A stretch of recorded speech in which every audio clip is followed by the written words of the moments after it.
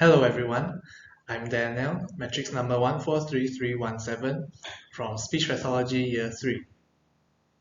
Now, I'm a Malaysian and I'm ethnically Chinese.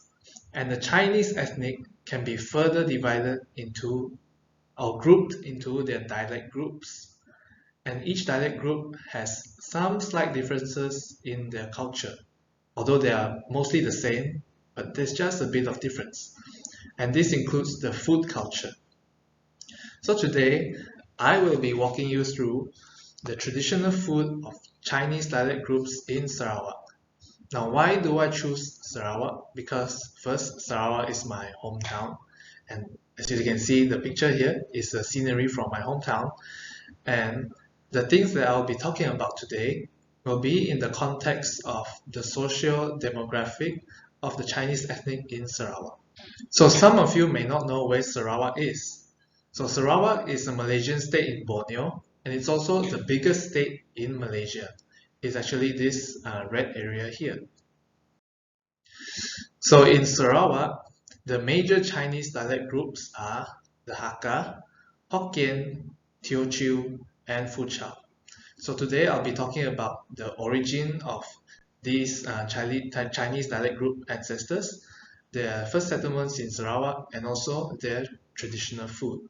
Now, for your information, I'm partly Hokkien and also partly Hakka. So the Hakka actually came from West Kalimantan before arriving at Sarawak. But originally, they came from southern provinces of China. And they first settled in Bau and other rural areas of Sarawak. And some of their famous traditional food are lei cha, which is a tea-based herbal soup served with mixed vegetable rice, where the vegetables are lightly stir-fried. Yong tau hu, which is stuffed tofu or stuffed vegetables. They are stuffed with meat and also fish meat. And lastly, the chai kueh. It's actually a Chinese vegetable dumpling, and it's really nice. Okay, so if you notice, the main ingredients used in these foods are vegetables. Okay, this is because the Hakka in Sarawak at first they are really heavily involved in farming, so they can easily access to the vegetables and be used as an ingredient in their food. So traditionally, Hakka food are lightly seasoned and they are usually steamed or stir-fried. Next is the Hokkien. So the Hokkien originated from Fujian province of China, and the first settlement in Sarawak are urban areas of Kuching. So some of their traditional food are the popiah, which is a radish roll, ngoh hiang meat roll, which directly translates into five-spice meat roll, and the famous Hokkien noodles or Hokkien mee. Mee means noodles. So if you see here, their dishes can be comprised of meat dishes and also vegetable dishes. And usually their food are more savory and flavorful, okay, because they use spices and sauces and cooking wine very generously. So they make their dishes full of flavor. For example, sometimes they use a lot of pepper in the food, and you get the really hot pepper flavor in it. So their food are usually prepared by stir frying, deep frying, or braising. Although we don't see any braised food here, but there are other Hokkien dishes which are braised as well. Next is the Teochew.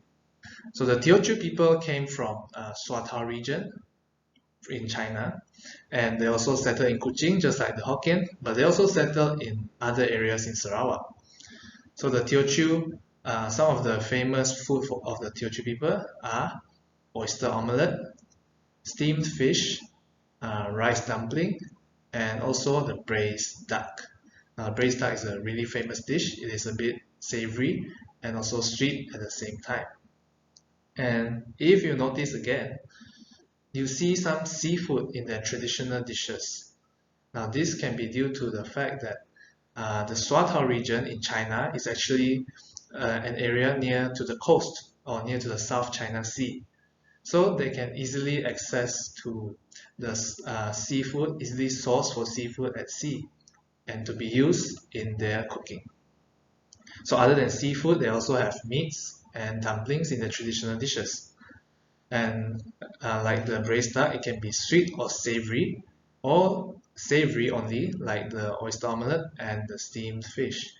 And although they also use spices and herbs and sauces in their cooking, but they are not as heavily seasoned or as flavorful, just slightly seasoned, uh, not as heavy as the ones in Hokkien cooking. Okay, and they usually braise, steam, stir fry, or pan fry their food.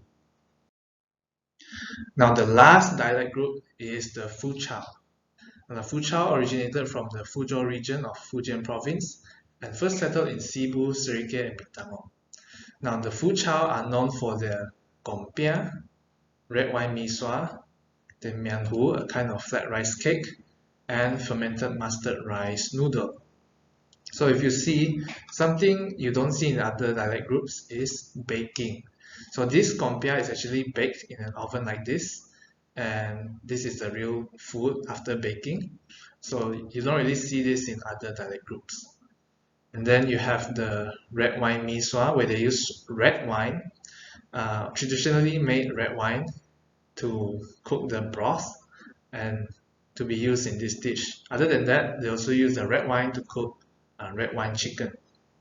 And then you get these very unique noodles in Fuchao dishes, such as this mee sua, which are actually very thin wheat noodles, although they look like the bee hoon or rice vermicelli we always see, but they're not. And you have this flat rice cake, where the rice flour batter is poured on the sides of the wok, cooked, and then put into the center of the wok to be cooked with a broth. And then you got this rice noodle, which is only seen in Fuchao dishes and not in dishes of other dialect groups. Okay, so as you can see, the dishes are more soupy. When you see this one, they have their broth, and then they are usually savory. So like other dialect groups, the Fuchao also use spices, sauces, wine, and vegetables in their cooking. To conclude, each dialect group has a unique food culture of its own, and there are many other dialect groups and Chinese settlements in Sarawak other than the ones I've mentioned today. Today, traditional dishes of each dialect group are prepared and enjoyed by all dialect groups and also other ethnicities in Sarawak. So if you would like to try some of this exciting food, be sure to plan a trip to Sarawak next time, and I'm sure you will not be disappointed. That's all from me. Thank you.